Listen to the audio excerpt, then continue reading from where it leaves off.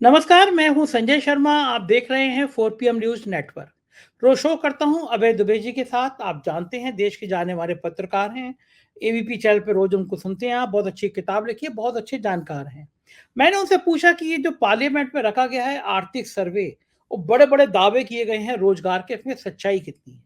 अभय दुबे जी ने जो खुलासे किए हैं वो साबित करने के लिए पर्याप्त हैं कि सरकार बड़ी सफाई से झूठ बोल रही है।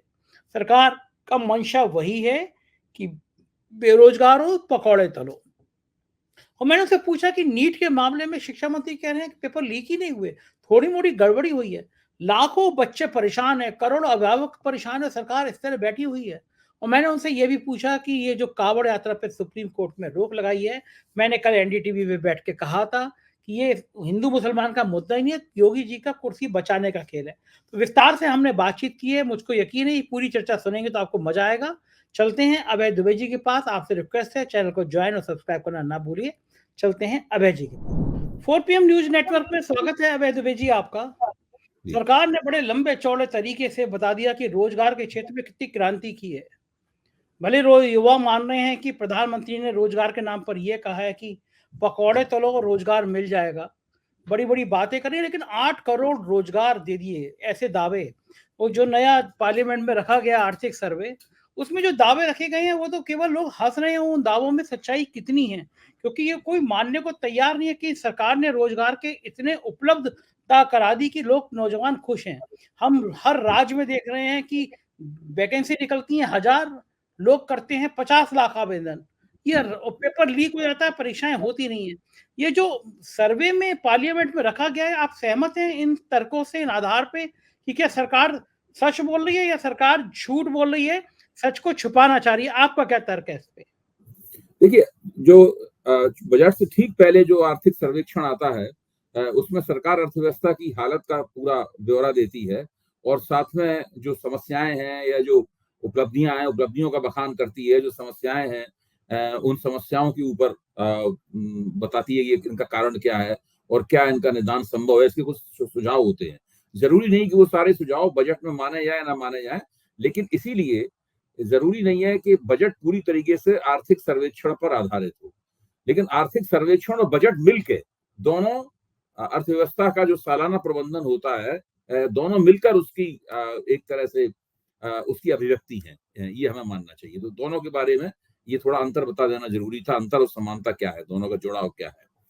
अब इस सर्वेक्षण में सरकार ने 2 दावे किए हैं रोजगार से संबंधित, जिसका भी आपने जिक्र किया। एक इसमें मैं और जोड़ देता हूं।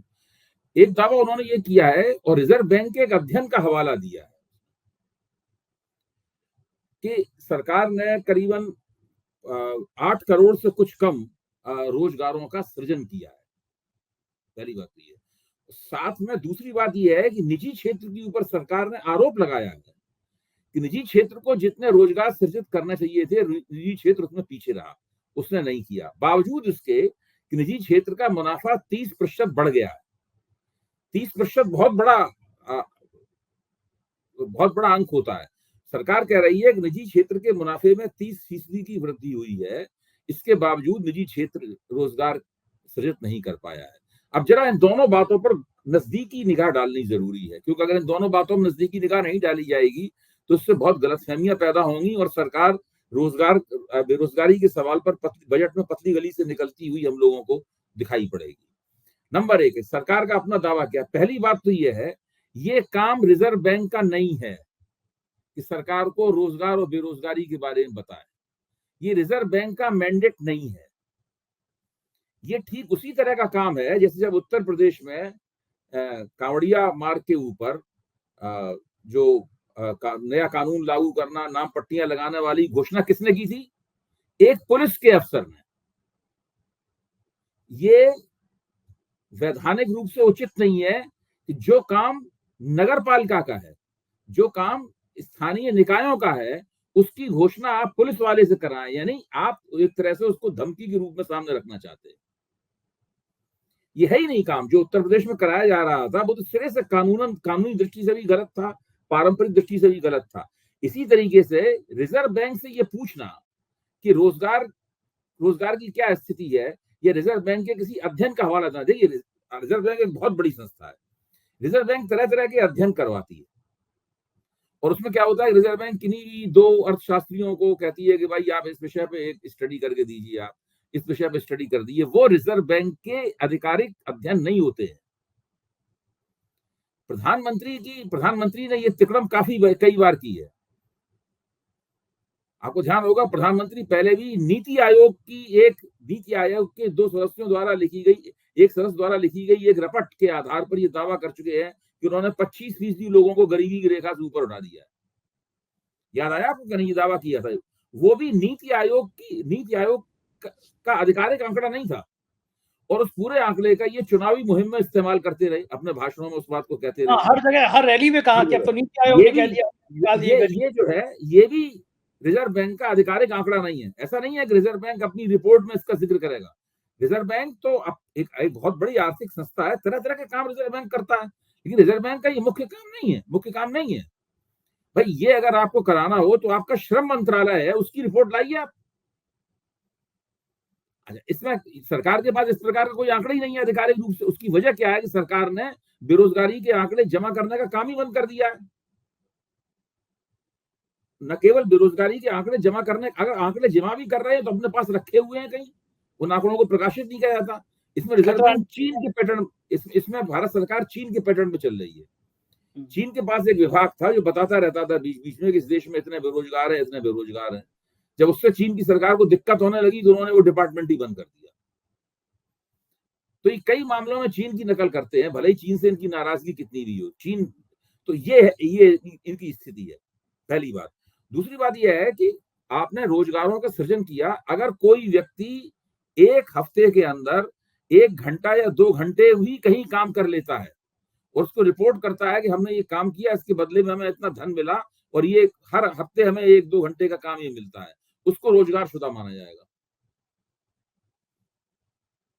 तो ये जो आपने करोड़ों का आंकड़ा बताया है, इसमें वास्तविक नियमित लाभकारी रोजगार कितनों का है, क्या है, इसके बारे में कोई जानकारी नहीं है। पहली बात तो ये आधिकारिक आंकड़ा नहीं है। ये केवल लफाजी के लिए और डींगे मारने के लिए, अपनी पीठ स्वयं थोपने के लिए सरकार ने कहा। प्रधानमंत्री ने आर्थिक सर्वेक्षण से पहले ही एक भाषण में महाराष्ट्र में ये बात कह दी थी। तो इसके ऊपर बिल्कुल यकीन करने की आवश्यकता नहीं है। 2 भारत के अर्थशास्त्री हैं, M.K. वेणु और जवाहरलाल नेहरू विश्वविद्यालय के संतोष मेहरोत्रा। उन्होंने रिजर्व बैंक की तथाकथित अध्ययन और प्रधानमंत्री के इसके आधार पर किए गए एक वीडियो में उसकी धज्जियां उड़ा दी। मैं तो चाहूंगा कि इस तरह की वीडियो 4 PM पे भी कभी कभी दिखाए जाए या उसके बारे में विस्तृत जानकारी दी जाए। उससे 4 PM के दर्शकों का ज्ञान भी बढ़ेगा और अर्थव्यवस्था की सही तस्वीर निकल के आएगी। देखिए, मैं यह साफ कर दूं, मैं आर्थिक प्रश्न पर सरकार की राजनीतिक आलोचना नहीं करना चाहता। मैं आर्थिक प्रश्न पर सरकार की विचारधारात्मक आलोचना भी नहीं करना चाहता। मैं आर्थिक प्रश्न में सरकार के साथ हूं। कोई भी प्रधानमंत्री हो, मनमोहन सिंह हो, देवगौड़ा हो, इंद्र कुमार गुजराल हो, इंदिरा गांधी हो, राजीव गांधी हो, जवाहरलाल नेहरू हो, नरेंद्र मोदी हो, अटल बिहारी वाजपेयी, कोई भी प्रधानमंत्री हो, मैं ये चाहता हूं कि वो किसी भी क्षेत्र में सफल या विफल कुछ भी होते रहे, लेकिन आर्थिक क्षेत्र में जरूर सफल हो। ठीक बात है, देश का मामला है। आर्थिक क्षेत्र में सफल होंगे तो मेरा निजी लाभ है ना उसके अंदर। सही बात है, हर व्यक्ति का लाभ है। मेरा लाभ है, आपका लाभ है, मेरे बेटे का लाभ है, मेरी बेटी का लाभ है, सबका लाभ है उसमें। हमारी बल्ले बल्ले होगी। भाई जिस वक्त यूपीए सरकार के तहत 9% के पास वो जीडीपी रेट पहुंच गया था, तो उस वक्त सबको लाभ हुआ था, सबके चेहरे में चमक आ गई थी। तो पहली बात यह है कि मैं प्रधानमंत्री की इसलिए आलोचना नहीं कर रहा हूं, प्रधानमंत्री की मैं इसलिए आलोचना कर रहा हूं कि वो झूठ बोल रहे हैं। रोजगारों का सृजन दरअसल नहीं हुआ है। जो वो आंकड़ा बता रहे हैं वो भी संदिग्ध है और जिस आधार पर बोल रहे हैं वो भी संदिग्ध है। रिजर्व बैंक का ये काम नहीं। पहली बात तो ये साफ मैं कर देता हूं। अब आइए, उन्होंने निजी क्षेत्र के दरवाजे पे ठीकरा उन्होंने फोड़ा है कि भाई आप जो है वो रोजगारों का सृजन नहीं कर रहे। देखिए, सरकार तो मान लीजिए इंफ्रास्ट्रक्चर फैसिलिटी में इन्वेस्टमेंट करेगी, कहीं और इन्वेस्टमेंट करेगी, कुछ करेगी, तो वो इस तरह रोजगार का सृजन करती है। निजी क्षेत्र कैसे रोजगार का सृजन करता है? नई फैक्ट्रियां लगाएगा, नई मशीनें लगाएगा, नए प्लांट लगाएगा, नए उत्पादन करेगा, तभी तो रोजगार का सृजन करेगा वो। नए तो निजी क्षेत्र, ये सही बात है कि निजी क्षेत्र ये नई फैक्ट्रियां, नए प्लांट, नई उत्पादन की सुविधाएं स्थापित करने के लिए तैयार नहीं है भारत का। क्यों तैयार नहीं है? झिझक क्या है? ऐसी बात नहीं उसके पास निवेश के लिए पैसा नहीं हो, लाखों करोड़ों रुपया उसके पास, जैसे कि उसके पास जो कैश फ्लो है बहुत जबरदस्त है निजी क्षेत्र के पास। खुद आर्थिक सर्वेक्षण में कहा गया है कि 30% आपका मुनाफा बढ़ गया है। क्यों नहीं है ऐसा? आप देखिए 2019 में नरेंद्र मोदी ने कारपोरेट टैक्स में बहुत जबरदस्त कटौती की थी। उस कटौती का फायदा क्या हुआ? 2.5 लाख करोड़ रुपए कारपोरेट घरानों की जेब में गए। कितने? 2.5 लाख करोड़ रुपए। अंदाज लगाइए, आपको लिखने के लिए भी कहा जाए तो आपको मुश्किल हो जाएगी कि 2.5 लाख करोड़ कैसे लिखे जाए। आ जाओ, और अगर हमें दिख जाए 2.5 लाख करोड़ तो हम देखते ही हमारा हार्ट फेल हो जाएगा। तो वो मैं ही कह रहा हूँ 2.5 लाख करोड़ कारपोरेट घरानों की जेब में सरकार ने डाल दिए। तब ये तर्क की दिया गया था कि जो कारपोरेट घरानों को इससे बचत हो रही है कारपोरेट टैक्स गिराने से, उससे वो नए रोजगारों को सृजन करेंगे। अब 5 साल बाद सरकार कह रही है कि उन्होंने नए रोजगारों को सृजन किया ही नहीं। अब सवाल ये है कि नए रोजगारों का सृजन उन्होंने क्यों नहीं किया? उन्होंने इसलिए नए रोजगारों का सृजन नहीं किया कि उनकी मौजूदा फैक्ट्रियां जो हैं वो पहले से ही केवल 70 से 75% की दर पर चल रही हैं। यानी जो कैपेसिटी यूटिलाइजेशन है वो उनका 100% नहीं है, और 70 से 75% दर पर फैक्ट्रियां चलने से भी जो उत्पादन हो रहा है वो पूरी तरह बाजार में बिक नहीं रहा है। इन्वेंट्री यानी बने बनाए माल का जो भंडारण है वो बहुत जबरदस्त है, बचा रखा हुआ है। और सभी क्षेत्रों में, उत्पादन के सभी क्षेत्रों में, मैन्युफैक्चरिंग के सभी क्षेत्रों में ये समस्या है। अच्छा, तो इसका क्या मतलब? इसका मतलब है बाजार में मंदी है। मंदी क्यों है बाजार में? सब चीजें आपस में जुड़ी हुई होती हैं। लोगों के पास रोजगार नहीं है, आमदनी नहीं है, उनकी जेब में पैसा नहीं है। जो थोड़ा बहुत पैसा आता है उसको लोग बचाने की कोशिश करते हैं, बजाय इसके बाजार में निकल। अगर आपके पास ठीक ठाक पैसा होगा तो आप 10 पैसे बचा लेंगे, 10 पैसे आप बाजार में खर्च करेंगे। यहाँ कुल मिला के आमदनी 5 पैसे की हो रही है, तो उसमें 3 पैसे आदमी खा लेता है, 2 पैसे बचाने की कोशिश करता है, या मजबूरी हुई तो 5 पैसे खा लेना पड़ता है, उसको अपने खर्चे में कर लेना पड़ता है। तो ये स्थिति है। आप निजी क्षेत्र पे ये ठीकरा फोड़ रहे हैं, बात आपकी सही है, लेकिन क्यों है ऐसा? दूसरा एक और कारण है निजी क्षेत्र क्यों नहीं, निजी क्षेत्र को नए निवेश करने में उत्साह क्यों नहीं होता? इसका भंडाफोड़ किया है अरविंद सुब्रमण्यम ने, जो मोदी सरकार के ही आर्थिक सलाहकार थे। लंबे अरसे तक, शायद 4-5 साल तक अरविंद सुब्रमण्यम मोदी सरकार के मुख्य आर्थिक सलाहकार रहे। अरविंद सुब्रमण्यम का कहना यह है कि ये उन्होंने 2 लंबे लंबे लेख लिखे हैं इंडियन एक्सप्रेस में। उसमें लिखा है उन्होंने, बहुत ज्यादा दिन नहीं हुए, अभी महीना भर पहले ही लेख प्रकाशित हुए हैं, मेरे पास है भी उन लेखों की कॉपी। उसमें अरविंद सुब्रमण्यम ने यह कहा है कि भारतीय अर्थव्यवस्था डबल ए डिस्टॉर्शन की शिकार है। अभी डबल ए डिस्टॉर्शन क्या है खुद ही बताते हैं वो आगे। डबल ए का मतलब है अंबानी अदानी डिस्टॉर्शन। मतलब जो मोदी इतना बड़ा अर्थशास्त्री है दुनिया विश्व स्तर का, और मोदी सरकार का आर्थिक सलाहकार रह चुका है, वो ये कह रहा है, वो कोई वामपंथी नहीं है, वो मोदी सरकार का, वो नरेंद्र मोदी और भाजपा का आलोचक नहीं है, वो एक पेशेवर अर्थशास्त्री है। वो ये कह रहा है कि ये अंबानी अदानी डिस्टॉर्शन है। अंबानी अदानी डिस्टॉर्शन क्या है?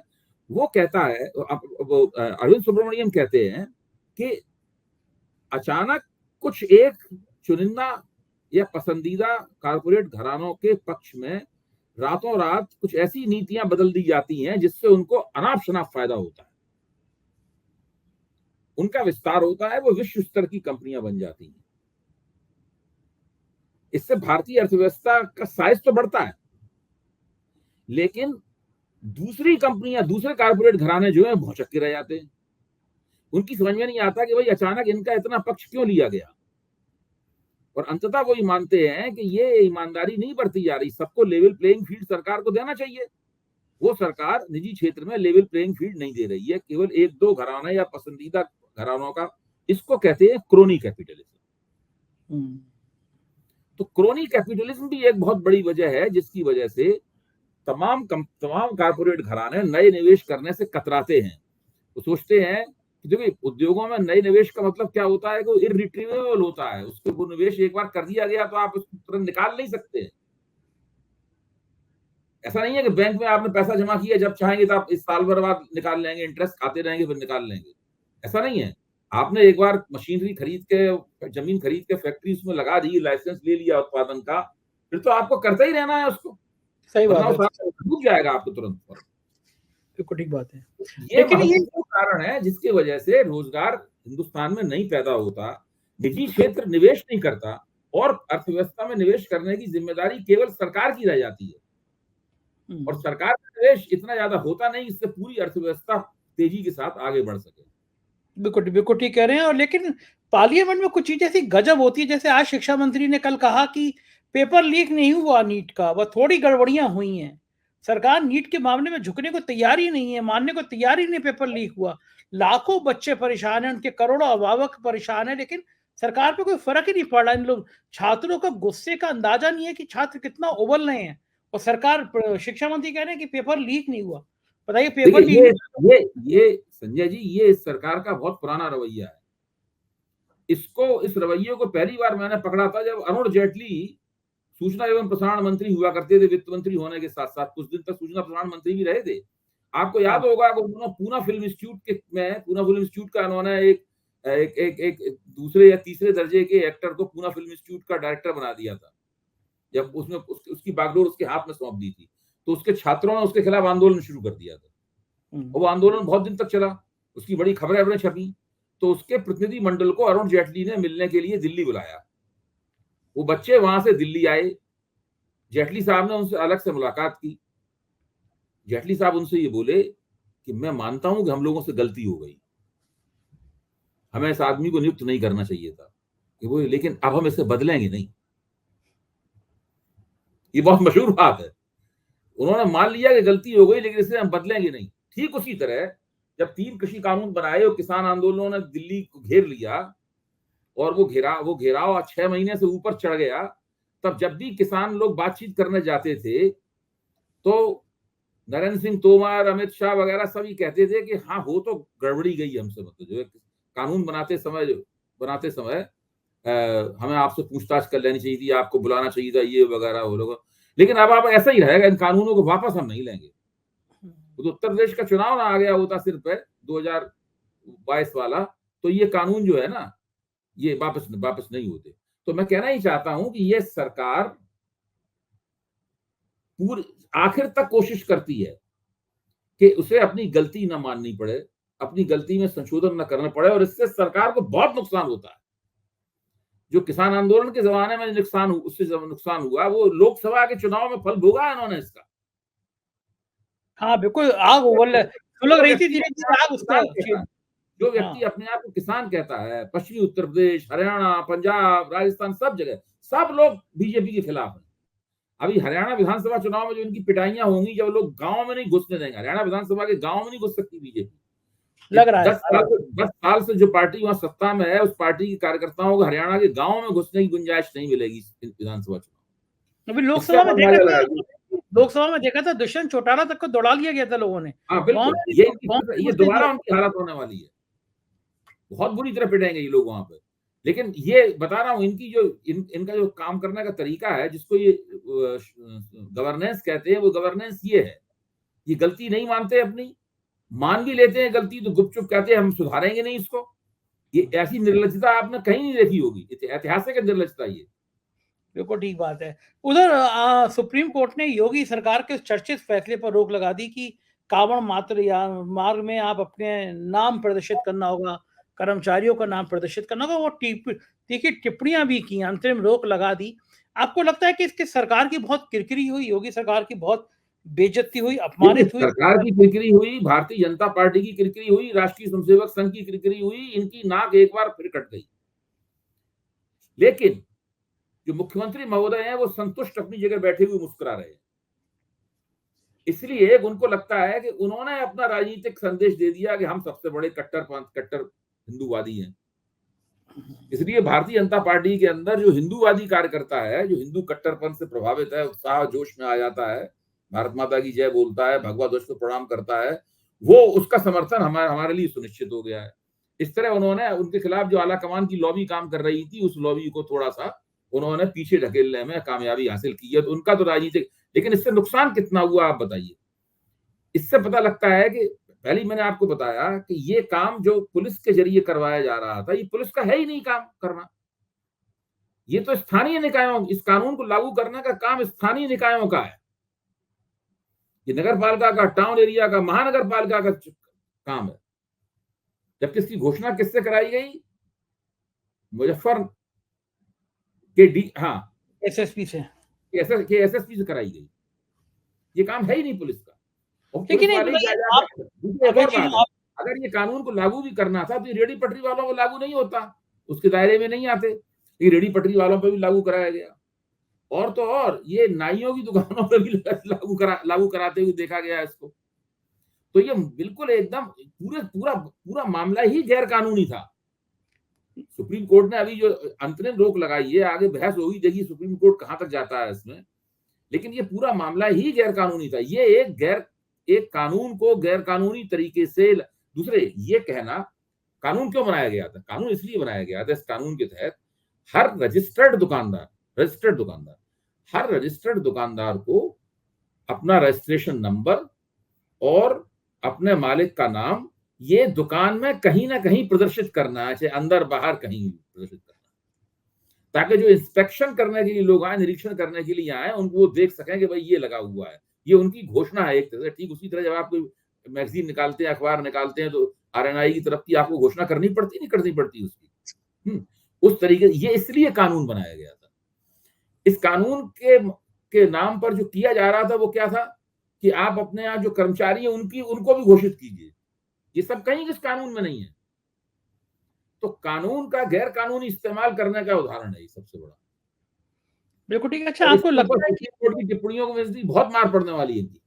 बिल्कुल ठीक है, बताइए अभय जी, आप भी इस बात से बिल्कुल मुतमईन हैं, क्योंकि मैंने कल एनडीटीवी के प्रोग्राम में भी मैंने यही कहा, बात हिंदू मुसलमान की हो रही थी, मैंने उस प्रोग्राम में भी कहा एनडीटीवी के में कि ये हिंदू मुसलमान का खेल ही नहीं है, ये खेल तो कुर्सी बचाने की जंग का है। बिल्कुल ठीक बात आप है, बिल्कुल ठीक बात योगी आदित्यनाथ, तो आपको लगता है कि अब है। मोदी कुर्सी पीछे बचाने का हथकंडा गैर कानूनी तरीके से। हथकंडा गैर कानूनी तरीके से, भाई ये अगर आपको अगर अगर अगर आदित्यनाथ जी में दम है तो वो केशव प्रसाद मौर्य और ब्रजेश और उनको विशेष पाठक, पाठक को जो है वो ड्रॉप कर दें, हटा दें उप मुख्यमंत्री पद से। वो संजय निषाद को और उनको हटा दें, वो और राजभर को।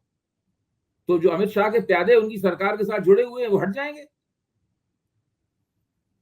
तो ये आपको लगता है कि अब इस हथकंडे से कुर्सी बच जाएगी?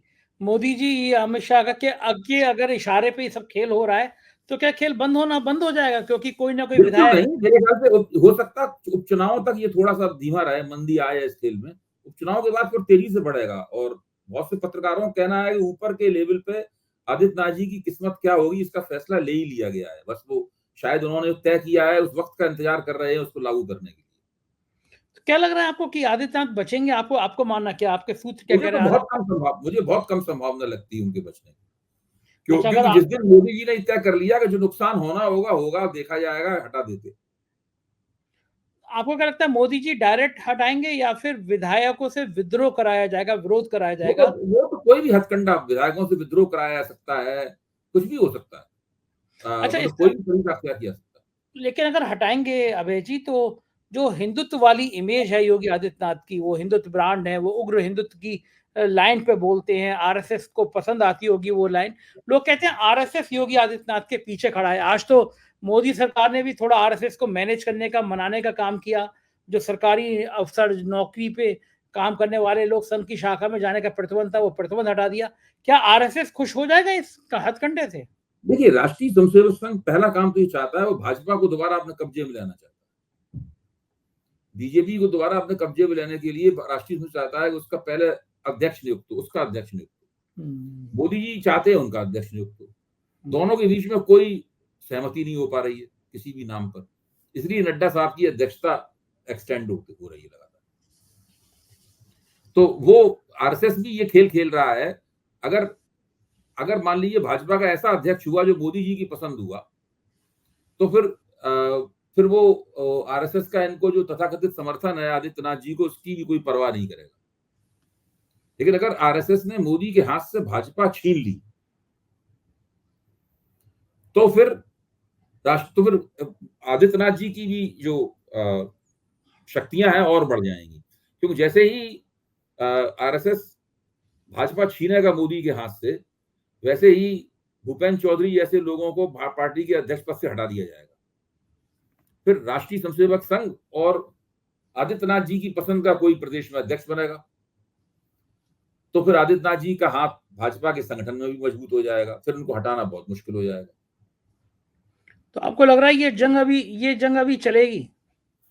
ये जंग तो चलेगी जरूर, राजनीति में जंग कभी खत्म नहीं होती है। ये जंग तो बहुत ही जरूरी है चलना। मोदी जी के लिहाज से मोदी जी ये थोड़ा चाहते हैं कि उनसे बड़ा कोई हिंदुत्व का आइकॉन, हिंदुत्व का प्रतीक बन जाए। आदित्यनाथ जी कह रहे हैं कि हम सबसे बड़े प्रतीक हैं, तो मोदी जी इसका कोई ना कोई जवाब तो न देंगे। अच्छा, कार्यकर्ता बेचारा बड़ा परेशान है, उसको समझ में नहीं आ रहा, वो योगी की जयकारा करे, मोदी की जयकारा करे, विधायक मंत्री भी कंफ्यूज है कि जयकारा लगाना किसका है। मुझे तो लगता है कि विधायकों और मंत्रियों में वफादारियां बटी हुई हैं। सब लोग जानते हैं कि वो किसके खेमे में, किसके पाले में है। अब मेरे स्वतंत्र देव सिंह हैं, वो तो पूरी तरीके से योगी जी के साथ हैं, हर जगह उनके साथ दिखाई पड़ते हैं। अभी जिन लोगों का मैंने जिक्र किया वो योगी जी के साथ नहीं है, सब लोग जानते हैं वो योगी जी के साथ नहीं है। हाँ, दोनों डिप्टी सीएम नहीं है, ठीक। तो वो तो बहुत सारी वफादारियां पूरी तरीके से बटी हुई हैं।